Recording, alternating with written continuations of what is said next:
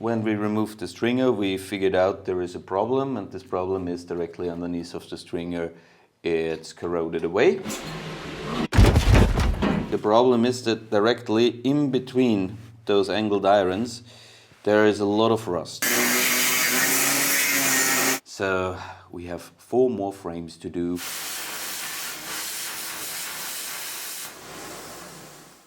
Hello, it's so good to see you again. I'm Daniel, and together with my wife Barbara, I'm restoring the 75-year-old historic vessel Flying Coney. It's the nature of a boat project that every step takes much longer than expected. Double the time you've planned and you're halfway there. After 4 years of restoring Flying Coney, you might think we would have gotten better at guessing how long projects take. But the truth is, we still have absolutely no clue. I don't know if it's because I got more and more perfectionistic, or it's because I'm getting slow and old. But one thing's for sure, there is no small project on a big ship. Everything takes longer than expected. On a side note, that's also one of the reasons why the refit costs are still manageable. There are only so many hours in a day, a week or a month. And since we do most of the work ourselves, there's only so much money we can spend at once. In a strange way, doing everything ourselves limits both how fast we can work and how much we can spend. But there is one thing that slows the restoration down quite significantly: filming all of this. And that's where your support really makes a difference. If you enjoy following the project, you might want to consider becoming a patron and helping us keeping making these videos. My goal is always to make you feel the sparks flying through your living room, smell the welding, and feel like you're right here in the shipyard working alongside us. And it would be really nice to see some of you in one of our crew meetings. Hello, it's so good to see you again. Today I want to answer a very important question that we got asked quite a lot. Why haven't we already sandblasted the ship? Oh, and don't be confused by the background. We just launched the ship. I thought that would be a much better place to talk to you. So why haven't we sandblasted? Actually, there are 2 reasons. First, blasting is always the last step on a refit. It simply wouldn't make any sense to do it while we are still doing heavy steel work. Once you've blasted the steel, you want to apply a really good coating. And ideally, that's done in a controlled environment. In other words, a shed. And you've guessed it, that's fairly expensive. It's simply not worth risking the expensive paint job because you still have some welding to do. So we will blast the ship, but only after all the heavy steel work is done. Second, we have a riveted hull, and sandblasting isn't the best method for blasting a ship of this type. I know some people have done it successfully, but others ran into big problems with the blade seams and the rivets. Since sandblasting is off the table, we need to find a better suited blasting method. And it seems like laser blasting is the way to go. So eventually we will buy a powerful laser blaster and blast the entire boat. Still need to find a suitable and affordable shed though. Anyway, let's haul out the ship again so we can continue with the frame repairs.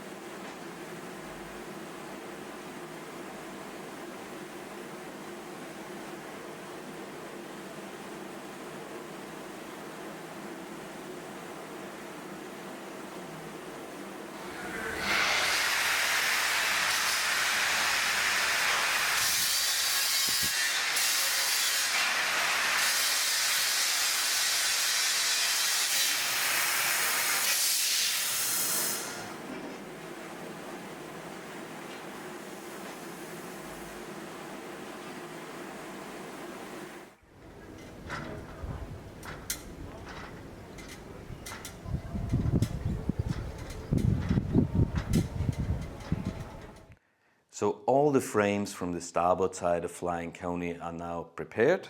That's one of them, and it's a lot heavier than it seems.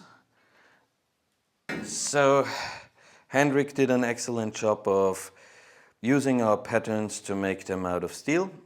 Then the first step was to mark it with an angle grinder so that the line doesn't disappear when he uses a torch or a plasma cutter.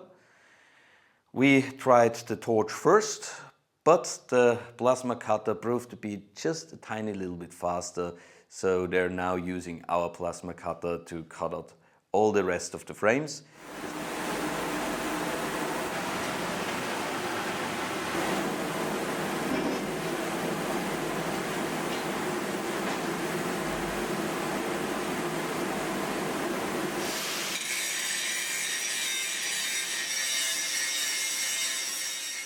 Usually it's not a big problem that everything takes longer than expected.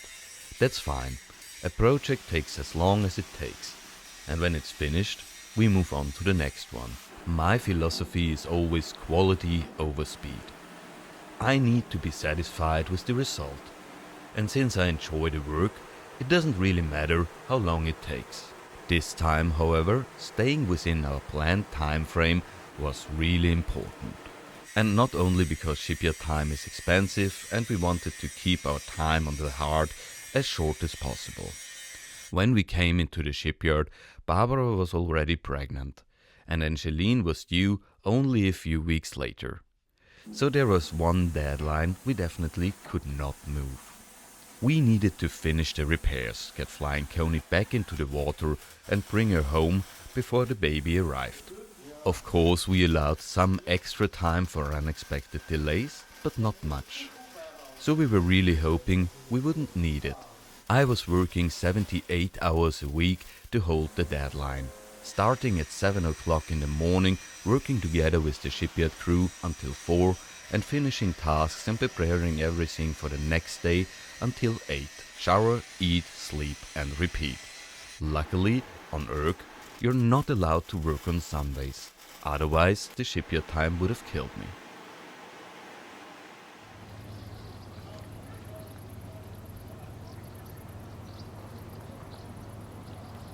So behind me you have the fishing vessel Elia, a boat we met actually 3 years ago when we first hauled out Flying Coney. Then Elia was launched into the water.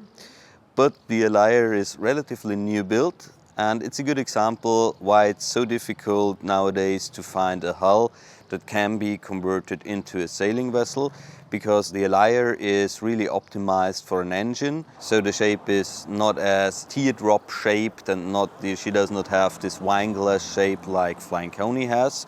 So that's better if you want to go trawling or if you do have a really strong engine, but it's not as good if you do want to sail with a boat, because the shape of Flying Coney helps her to sail straight and to carry a rig and to go effortless through the water.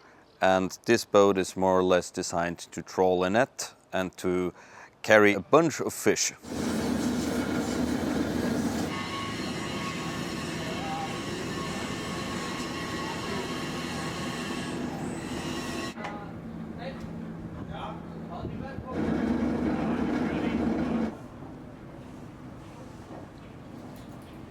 One of the crew members of the Elia was really nice. He even showed us around his ship. Unfortunately, after filming all day on Flying Coney, we ran out of battery, so we couldn't take you with us. But let me know in the comments if you would be interested in a tour aboard a real working fishing vessel.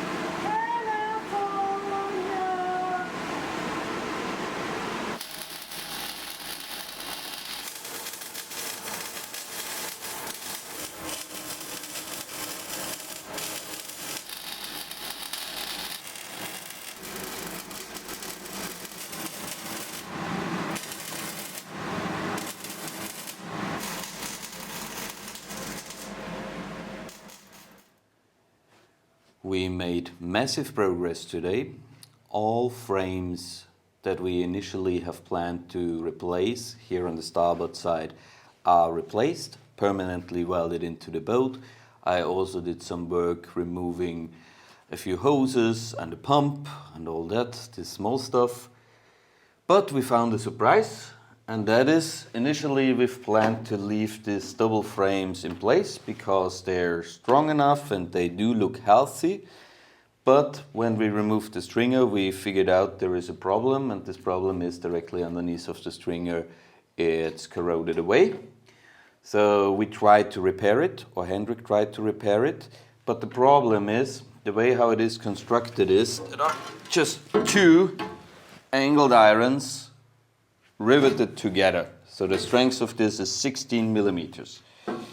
That's definitely strong enough, but for repairing and for welding, the problem is that directly in between those angled irons, there is a lot of rust. So we have two options, and I guess with that one you can figure out which one we picked.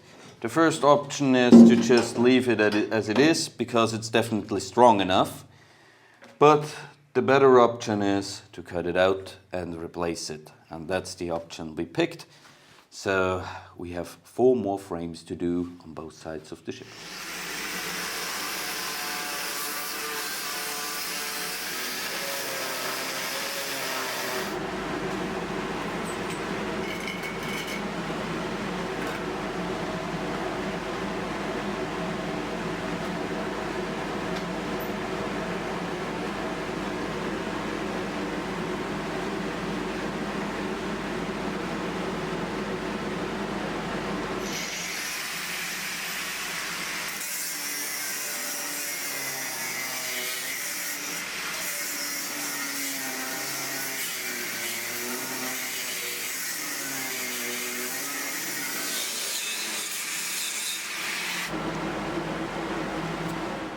So there it was, the first major job we hadn't planned for.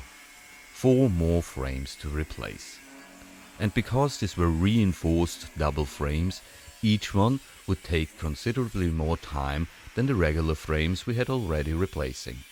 Until this point everything had actually gone surprisingly well, and we were still on time.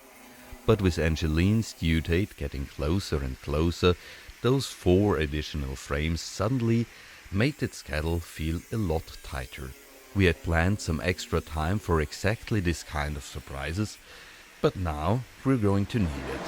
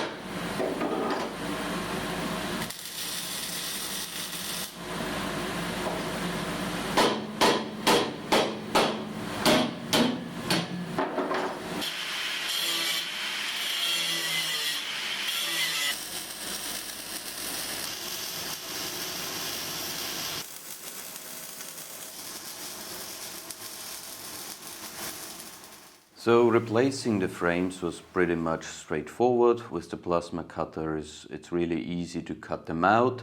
The patterns do help to make new ones out of sheet metal, so that's great and that's really fast.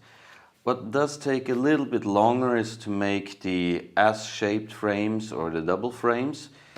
It's completely custom made, a lot more welding, so it does take 3 times longer compared with a normal frame.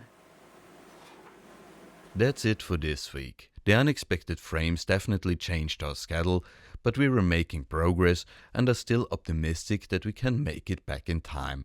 The important question is if Angeline also knows our time frame. Would you have replaced the double frames too, or left them in place since they were still strong enough? Do you think replacing the double frames was the right call, even with the time pressure? And where do you draw the line on a refit? Repair what is necessary or replace it properly while you already have the access? When you're working on your own projects, how do you decide when good enough is actually good enough? Next time we move on to the stringers and bend a massive piece of steel into shape using heat, clamp and some very clever custom-made tool. And of course a lot of brute force. Surprisingly, that's often the answer to many questions related to a sailing ship refit project. Thank you so much for watching and see you next Friday.